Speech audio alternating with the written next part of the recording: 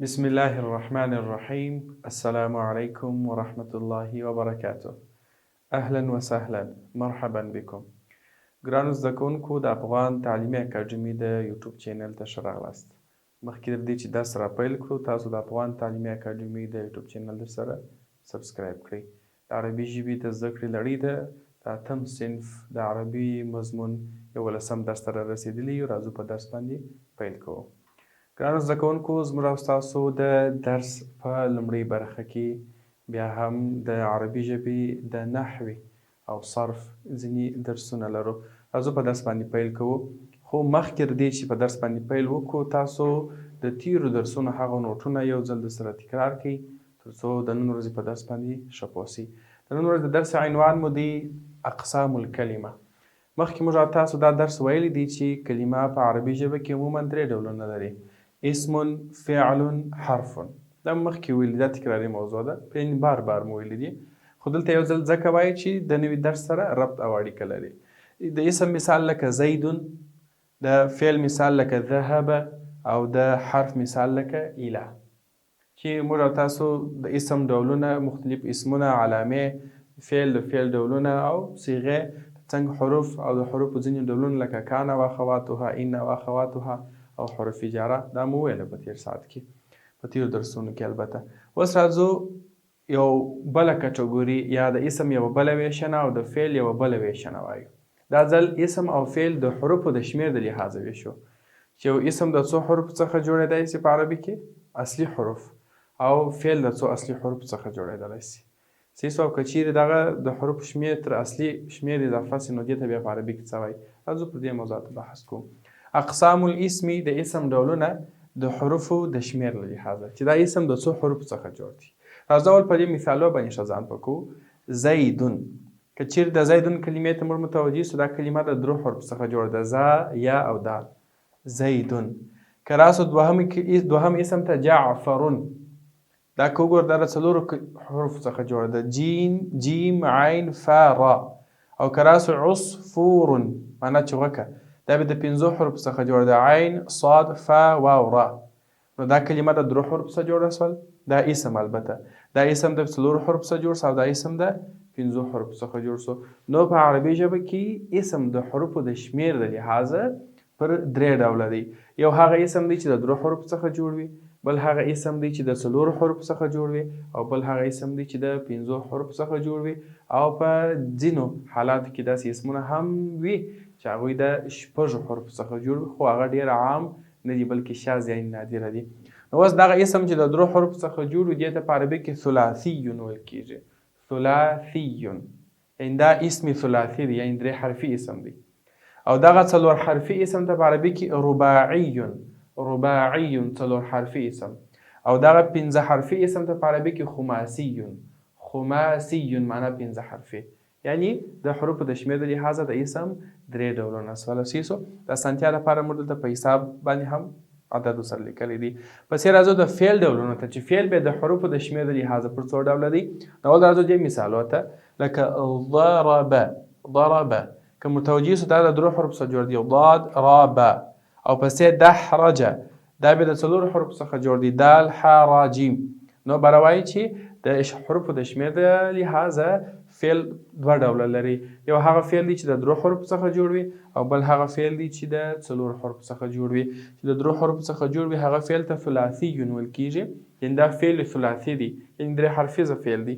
او د 4 حروفو څخه چې جوړ وي هغه ته فعل رباعي ویل کېږي، یعنې دا 4 حرفیزه فعل دی.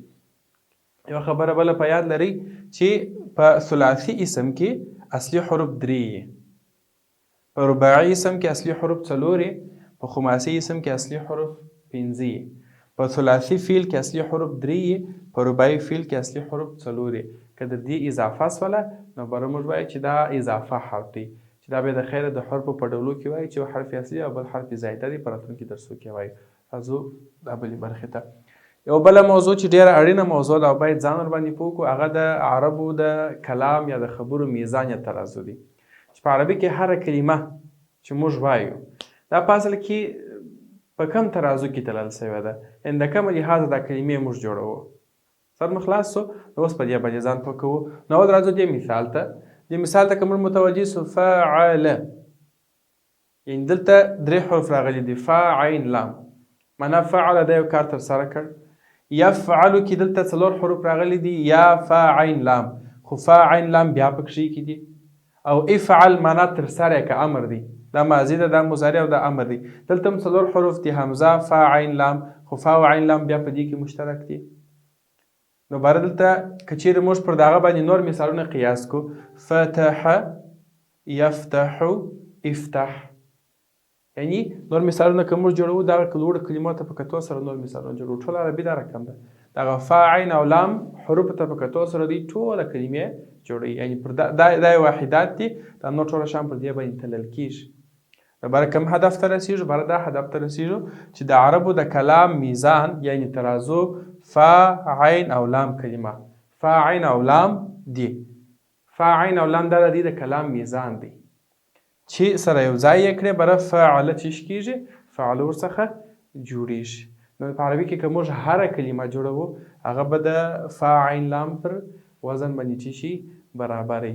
لکه فتح، فا یې پر فا باندې، تا یې پر عین باندې او حا یې پر لام باندې، چې دغه فا ته اول حرف، عین ته دوم حرف او لام ته بیا دریم حرف ویل کېږي. دغسې په یفعلو کې هم دا 3 حروف دي، په افعل کې هم دا 3 دي، دا حمزه اضافه حرف دی او دلته یا څه شي ده؟ اضافه حرف دی. راځو د کتاب پر لور. ګرانو زده کوونکو راځئ کتابونه مو خلاص کړئ تر څو درس را پیل کړو. صفحه نمبر 49، درس نمبر 11. الدرس 11 11م درس. رقم الصفحة صفحة نمبر 49 نتسلويش.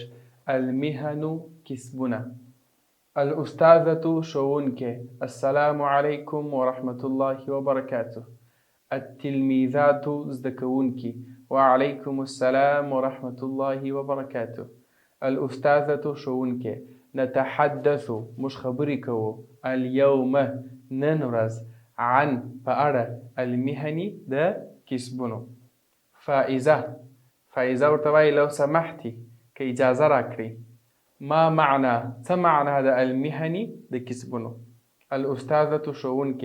المهن كسبنا جمع دا جمع حالتي مهنة ده كسب، وهي أو دا مهنة حرفة كسب يا كارتا والكيش.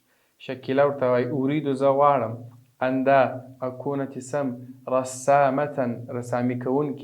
أرسم زبر اسموم مناظر منظري جميلة شايستا. الأستاذة شونك. جميل جدا ديرشة.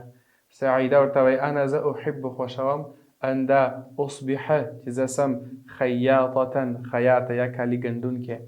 هدا ورتوي أبي بلازما يصنع جروي الأبواب دروازية وأخرى ودانسي نورشان يعني نجار دي. سلمى ورتوي أخي زما ورور يصلح ترميموي السيارات موتورنا وأخرى ودانسي نورشان يعني مستري دي. بشيرة ورتوي أختي زما خور تحفر دا كندل كوي يا حكاكي كوي في الخشبة بلرجانة كني بلرجانة كي رساميان يوشان كده بدوني ماشينانه فواسطة. الأستاذة شونك ورتوي أشكركن زستاسو څخه مننه کوم جميعا ټولو څخه على مشاركتكن ستاسو د ګډون پر سبب باندې. معاني الكلمات د کلمو معناګانو ته راځو. پښتو معناګانې خو موږ په درس کې زده کړلې، اوس د ځینې کلمو عربي معناګانې زده کوو. المهن جمع مهنة وهي الحرفة کسب ته ویل کېږي. مناظر مشاهد جميلة للنظر ښایسته لیدلوري یا منظرې چې د کتلو دپاره وي، د سیاحت دې دپاره وي. تحفر أي تنقش في الخشب په لرګیانو کې نقاشي کوي. أي ترسم فيه معنا په هغې کې رسامي کوي. سیسو راځو تمرینو ته. التدريبات تمرینونه. التدريب الأول لومړی تمرین. أجب عما يأتي راتلونکي پوښتنو ته وایي جواب ورکوي. البته دغه پوښتنو جوابونه چې دي د متن څخه په مرسته باندې باید موږ دې ته جوابونه ورکړو. عم د څه په اړه؟ يتحدث خبرې کوي. هذا الدرس دغه درس. يتحدث هذا الدرس عن المهن د کسبونو په اړه. من يرسم المناظر څوک منظرې رسموي؟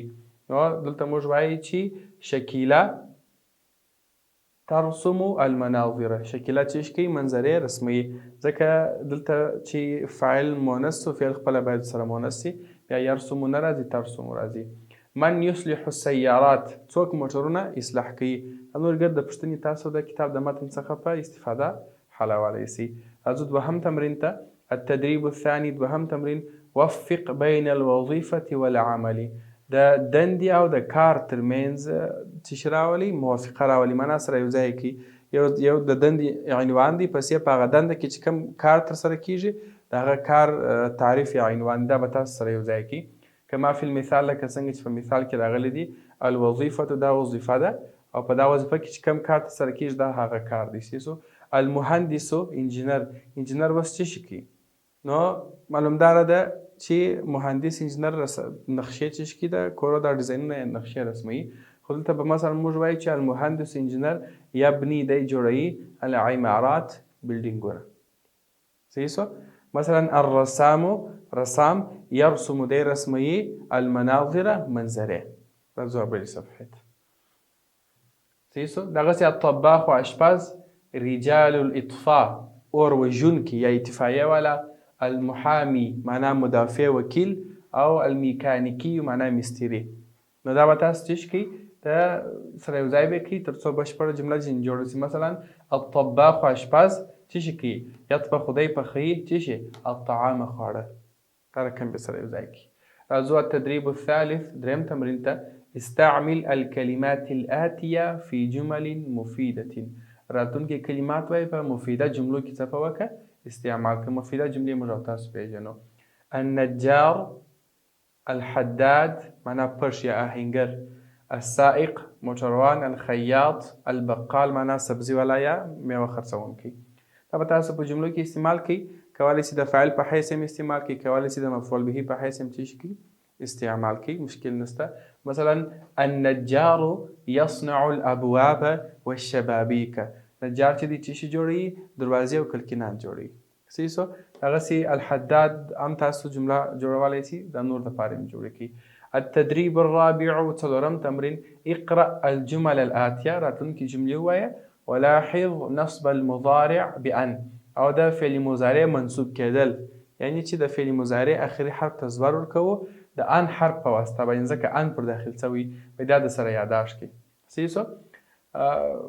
په متن کې هم دا موضوع راغلی او دلته دې دغسې مثالونه راخیستي دي. اریدو زه غواړم ګوره فعل مضارع د اریدو اخري حرف یې پیش لري. ان دا اکونه د اکونه په اصل کې اکونو نون پیش لري. دا چې ان پر داخل شوی دی ان د حروف د ډلې څخه دی. موږ په تیر درسو کې وویل ان د هغه حروف څخه دی چې پر فعل مضارع داخلیږي اخري حرف ته زور ورکوي نصب ورکوي یعنی د حروف نواصب څخه دی. ان اكون رسامة احب ان اصبح ګوره اصبح دا هم فعل مضارع ده دا هم فعل مضارع دلته پیش لري دلته زوال دلته ولې زوال لري ځکه حرف پر داخل شوی دی. صحیح سو. دلته بیا حرف نشته نو ځکه دی خپل پر حال پاته دی. ابي يحب ان يحفر ګوره يحب خپل پر حال پاته دی مرفوع دی مګر دلته فعل مضارع منصوب است ځکه ان پر داخل شوی دی. راځو پنځم تمرین ته. التدريب الخامس پنځم تمرین حول واړوه الافعال الآتیه راتلونکي فعلونه الى صيغه المتكلم د متکلم وصيغه ته کما فی المثال لکه څنګه چې په مثال کې راغلی دی. متکلم معنا چې د زه یا د زموږ معنا پکښې کی. مثلا زه ډوډۍ خورم دا متکلم سو. ته ډوډۍ خورې دا مخاطب سو. دی ډوډۍ خوري دا د غایب صيغه سول. نو دی تا ته وایي دا د غایب د صيغې څخه د متکلم صيغې ته واړوئ. مثلا زما مثلا پټاټې خوښیږي د ده پټاټې خوښیږي د متکلم صيغې ته چې واړو باره موږ وایو چې زما پټاټې خوښیږي داسې وایي. فعل مضارع د صيغې دي موږ تاسو ویلي دي. اخي زما ورور يحب دی خوښوي ان يرسم چې رسامي وکړي. اوس ته ووایه چې د اخي پر ځای باندې چې وایه چې زه او د يحب پر ځای وایه چې زه خوښوم. انا احب ان ارسم ټوله فعل د متکلم څخه د غایب څخه متکلم ته وړي. دا نور همداسې واړوئ د نوټ څخه استفاده وکړئ. موږ چې په تېرو درسونو کې د فعل مضارع صیغې ویلي د هغو څخه استفاده وکړئ ډېر اسانه یې حلولی شي. راځو شپږم تمرین ته. التدریب السادس شپږم تمرین حول الجمل واړوه دا جملې کما فی المثال لکه څنګه چې په مثال کې راغلی دي. يحب محمد محمد خوښوي ان دا یتعلم چې زده کړه وکړي. اوس تاسو یتعلم ایسته کړي د هغه پر ځای باندې څه شی ور واچوئ؟ مصدر ور واچوئ. څه یا مثلا اسم ور واچوئ، فعل ایسته کړي پر ځای اسم ور واچوئ.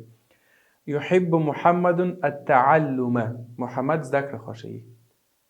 څه دلته مو فعل راوړی، دلته مو فعل ایسته کړي پر ځای مو اسم مصدر ور واچوئ.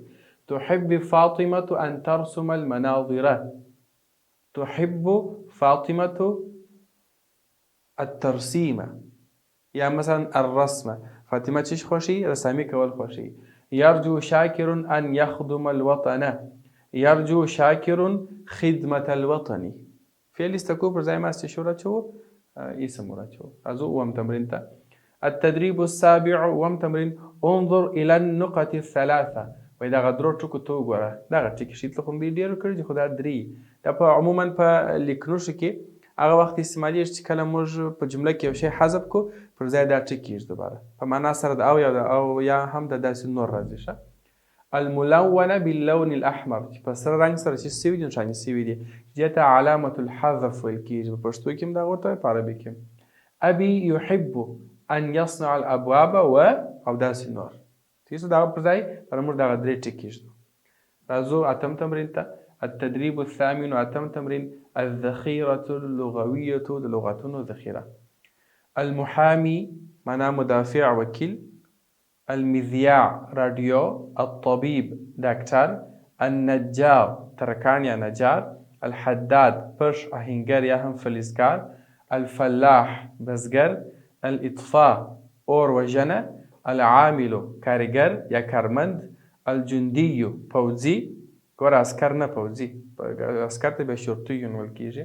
الصیاد ښکاري. راځو کورني کار ته. الواجب المنزلي کورنی کار. هات 5 جمل مفیدة. 5 مفیده جملې وی راوړه مستعملا چې ته به استعمالوونکي فيها پاکې ان مع فعل المضارع چې فعل مضارع به د فعل مضارع څخه مخکې به ان راغلی. ان د حروفو څخه دی موږ ویل چې فعل مضارع ته نسب یعنی زور ورکوي. ګرانو زده کوونکو زموږ او ستاسو 11 درس پر همدې ځای پای ته ورسېدی. تر بل درس پورې مو پر ستر او متعال رب جل جلاله سپارم. والسلام علیکم ورحمة الله وبرکاته. إلى اللقاء. سأراكم قريبا إن شاء الله.